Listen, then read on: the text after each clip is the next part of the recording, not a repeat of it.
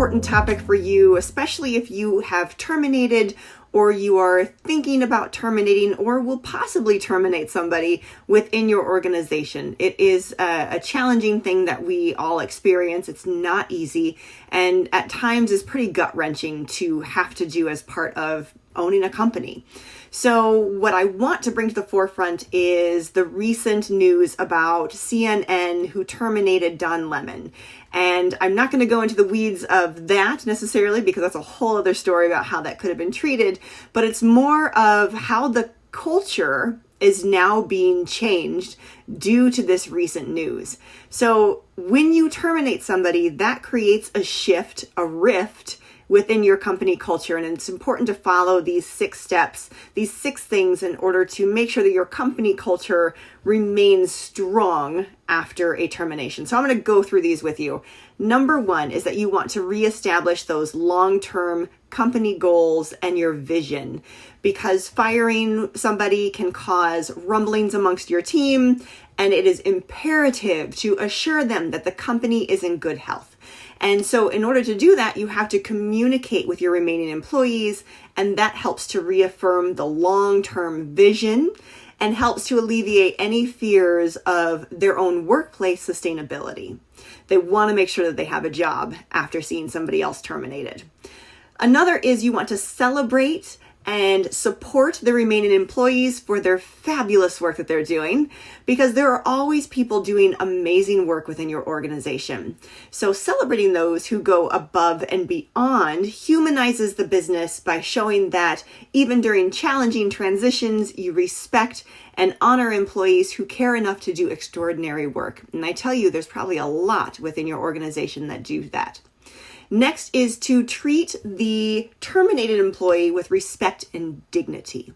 So this is a human being who deserves respect, and we want to remember that, because believe me, how they are treated when you let them go will get back to your remaining employees. They make friends, they make connections within the workplace, and what happens to them will get back to them.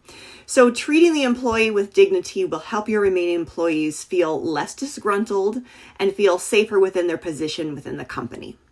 Next, communication is key. So you want to communicate clearly and often why the choice was made, again, following the legalities within your state, while focusing on next steps, because you want to help the employees to focus on the future of the business and how the company is moving forward despite the changes in staffing.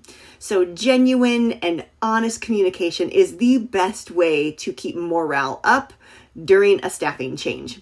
Next is have a heart and show it. People are watching you to see what you're doing. So the decision to terminate an employee really, it affects not only the bottom line of the company, but it also affects people who are losing their jobs. It affects their families. It affects the managers who are delivering the difficult news. It affects the remaining employees. And if it's not handled with great care, then potential future employees, vendors, companies, investors will also be affected.